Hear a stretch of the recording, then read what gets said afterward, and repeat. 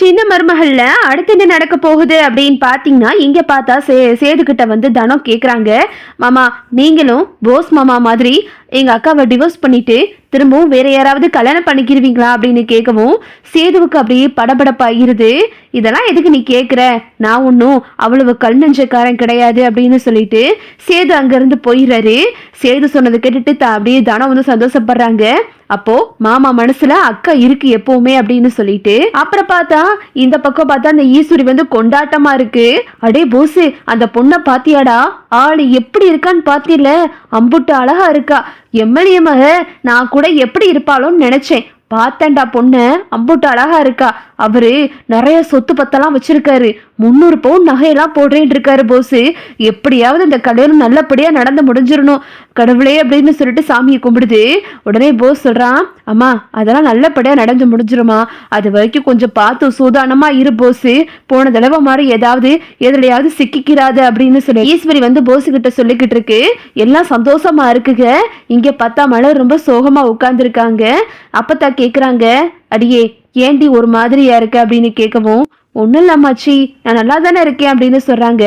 அதான் உன் மூஞ்சியை பார்த்தாலே தெரியுதேடி, உன் முகத்துல ஒரு சந்தோஷமே இல்லையேடி அப்படின்னு சொல்லும்போது, ஏண்டி போஸுக்கு கல்யாணம் பண்றோம்ன்றத நினைச்சு உன் மனசு கவலையா இருக்கா அப்படின்னு அப்பத்தா கேக்குறாங்க.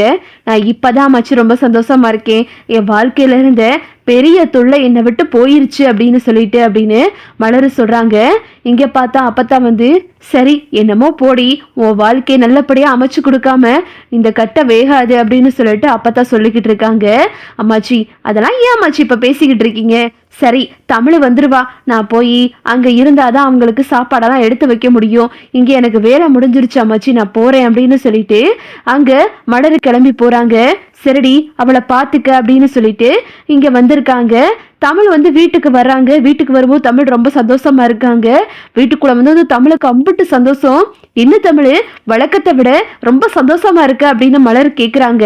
அக்கா இன்னைக்கு காலேஜ்ல எனக்கு செமஸ்டர் ரிசல்ட் வந்துருச்சுக்கா. செமஸ்டர் ரிசல்ட்ல நான் தாக்கா கிளாஸ் டாப்பரு அப்படின்னு சொன்னதும் இதை கேட்டுட்டு, அக்கா கை கொடுக்கா, கங்க்ராச்சுலேஷன்க்கா.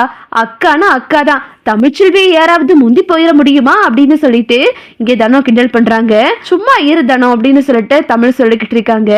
அக்கா உங்க வாய்க்கு சக்கரை போடணுக்கா, எப்படியோ டாப்பர் ஆயிட்டு அப்படின்னு சொல்லவும், அக்கா இந்த செமஸ்டர் முடிச்சுட்டேன், போன செமஸ்டருக்கே பணம் கட்டுறதுக்கு ரொம்ப சிரமப்பட்டேன், இந்த செமஸ்டருக்கு என்னக்கா பண்ண போற அப்படின்னு சொல்லிட்டு இங்க தனம் கேட்கவும், எனக்கு காலேஜ்ல நம்ம மாமாவே ஃபீஸ் கட்ட போறாரு அப்படின்னு சொல்லிட்டு தமிழ் சொல்றாங்க. என்ன தமிழ் சொல்ற அப்படின்னு மலர் கேட்கவும், ஆமாக்கா போன தடவை மாமா ஒரு அமைச்சரா எங்க காலேஜுக்கு வந்திருந்தாரு. அப்போ யாரு இந்த செமஸ்டர்ல ஃபர்ஸ்ட் மார்க் எடுக்கிறாங்களோ அவங்களுக்கு அடுத்த செமஸ்டரோட ஃபீஸை நானே கட்டுறேன் அப்படின்னு சொல்லியிருக்காருக்கா அப்படின்னு சொன்னது. இதை கேட்டுட்டு தமிழும் மலரும் ரொம்ப சந்தோஷப்படுறாங்க. அப்படியா தமிழ், எப்படியோ கடவுள் தான் துணையா இருந்து உனக்கு இம்புட்டு பெரிய வழியை காட்டி கொடுத்துருக்காரு அப்படின்னு சொல்லிட்டு மலரும் சொல்றாங்க. அநேகமா நாளைக்கு தான் அதுக்கான ஃபங்க்ஷன்லாம் இருக்கும்னு நினைக்கிறேன் அப்படின்னு சொல்லிட்டு தமிழ் சொல்றாங்க. அப்புறம் பார்த்தா இங்கிட்டு சேது வராரு.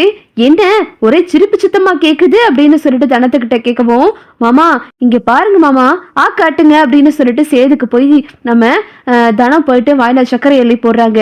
என்ன தனம் சொல்லு அப்படின்னு கேட்கும்போது, அக்கா கிளாஸ் டாப்பரா வந்திருக்கா, அவதான் ஃபர்ஸ்ட் மார்க் எடுத்திருக்கா. காலேஜ்ல யார் இந்த செமஸ்டர்ல ஃபர்ஸ்ட் மார்க் எடுக்கிறாங்களோ அவங்களுக்கு அடுத்த செமஸ்டருக்கான ஃபீஸையும் அமைச்சரா மாமா கட்டுறதா சொல்லியிருக்காரு. அதனால அடுத்த செமஸ்டருக்கான ஃபீஸை நம்ம மாமாவே கட்டிடுவாரு மாமா அப்படின்னு சொன்னதும் இதை கேட்டுட்டு சேது அப்படியே மனசுக்குள்ள சந்தோஷப்படுறாரு.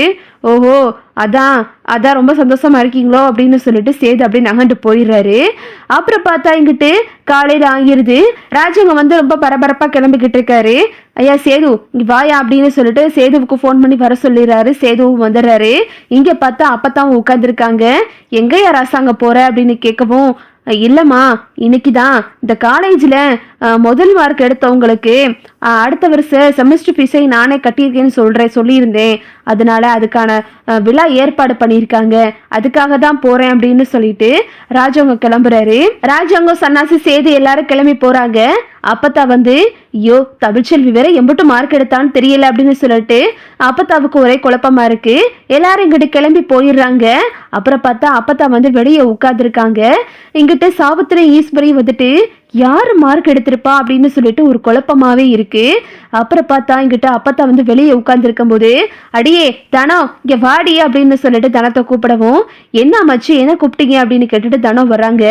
அடியே காலேஜ்ல ஏதோ உன் அக்காவுக்கு ரிசல்ட் வந்திருக்காம்ல, உன் அக்கா எத்தனை மார்க் எடுத்தா அந்த தமிழ்ச்செல்வி அப்படின்னு கேட்கும்போது, அம்மாச்சி உங்களுக்கு விஷயம் தெரியாதா, அக்கா தான் ஃபர்ஸ்ட் மார்க் எடுத்திருக்கா, அக்கா தான் காலேஜோட டாப்பரே இந்த செமஸ்டர்ல, அதனால இன்னைக்கு அக்காவுக்கு மாமாவே போய் கல்வி தொகை கொடுக்கறதுக்காக தான் மாமா இப்ப கிளம்பி போறாரு, அக்காவும் அதுக்காக தான் போய்கிட்டு இருக்கா அப்படின்னு சொல்லிட்டு அப்பத்தா கிட்ட தனம் சொல்லவும், அப்படியாடி நல்ல வேளை அவ படிப்புக்கு எங்கிட்டோ உதவி வந்து கிடைக்குதே அப்படின்னு சொல்லிட்டு அப்பத்தா வந்து சாமியை கூப்பிடுறாங்க. இதை கேட்டுட்டு சாவித்திரி வந்து, பாத்தியாடி தாமரை, இவ குட்டச்சி எம்பிட்டு வேலையை பார்த்திருக்கான்னு சொல்லிட்டு, எப்படியோ இந்த வீட்டு காசுனாலதான் அவ படிக்கவே போறா அப்படின்னு சொல்லிட்டு சாவித்திரி வந்து தாமரை கிட்ட சொல்லிக்கிட்டு இருக்கு. அப்புறம் பார்த்தா அங்க வந்து எல்லாரும் வந்துட்டு ராஜாங்கத்தை வரவேற்கிறாங்க. வாங்க சார், உங்களுக்காக தான் நாங்க வெயிட் பண்ணிக்கிட்டு இருந்தோம் அப்படின்னு சொல்லிட்டு சேதுவும் போறாரு கூடவே. அங்க வந்துட்டு ராஜாங்கத்தை எல்லாரும் வரவேற்று ராஜாங்கத்துக்கு வரவேற்பு உரையெல்லாம் கொடுக்குறாங்க. தமிழ் தான் வந்து மேடையில வந்து ராஜாங்கத்தை வரவேற்கிறதுக்காக ஒரு ஸ்பீச் கொடுக்குறாங்க. எல்லாருமே வந்துட்டு ஸ்டூடெண்ட்ஸ் எல்லாம் உட்கார்ந்துருக்காங்க. சேதுவும் வந்து உட்கார்ந்துருக்காரு. சேது வந்து நம்ம ராஜாங்கத்துக்கிட்ட தமிழ் தான் ஃபர்ஸ்ட் மார்க் எடுத்ததுன்ற விஷயத்த சொல்லாம சேதுவும் கூடவே உட்கார்ந்துருக்காரு. அப்புறம் பார்த்தா அங்க வந்துட்டு மேடம் சொல்றாங்க, சார் நீங்க இம்புட்டு பெரிய விஷயம் பண்ணது எங்களுக்கு ரொம்ப பெருமையா இருக்கு சார். அது மட்டும் இல்லாம இந்த ஸ்காலர்ஷிப்பு கிடைக்க வேண்டியவங்களுக்கு கரெக்டா போய் சேர்ந்துருச்சு சார் அப்படின்னு சொல்லிட்டு அங்க அந்த மேடமும் சொல்லிக்கிட்டு இருக்காங்க. என்ன சொல்றீங்க அப்படின்னு ராஜுங்க கேட்கிறாரு. ஆமா சார், தமிழ்ச்செல்வி தான் இந்த செமஸ்டரோட டாப்பர், அவங்க தான் முதலிடம் பிடிச்சிருக்காங்க அப்படின்னு சொன்னதும் ராஜாங்கத்துக்கு மனசுக்குள்ள சந்தோஷமா இருக்கு. அப்படியா அப்படின்னு சொல்லிட்டு, இங்க வாமா தமிழ்ச்செல்வி அப்படின்னு சொல்லிட்டு ராஜாங்க வந்து தமிழுக்கு வாழ்த்து சொல்றாரு. நீ இதே மாதிரி நல்லபடியா படிச்சு நல்ல டாக்டர் ஆகணும் அப்படின்னு சொல்லிட்டு ராஜாங்க வந்து தமிழுக்கு வந்து கை கொடுத்து வாழ்த்து தெரிவிக்கிறாரு. அது மட்டும் இல்லாம தமிழ்கிட்ட அந்த பணத்தையும் கொடுக்கறாரு. இந்த பணத்தை நான் உனக்கு உதவி தொகையா கொடுக்கறேன், இந்த அடுத்த வருஷம் செமஸ்டருக்கு இதை நீ வச்சுக்கலாம், இந்த வருஷம் நீ வாங்கியிருக்க, இதே மாதிரி யாரெல்லாம் அதிக மார்க் எடுத்து முதலிடம் பிடிக்கிறாங்களோ அவங்களுக்கெல்லாம் இந்த காலேஜ் ஃபீஸ்ட நானே கட்டுறேன் அப்படின்னு சொல்லிட்டு ராஜாங்க சொல்றாரு. இதை கேட்டுட்டு தமிழ் ரொம்ப சந்தோஷப்படுறாங்க.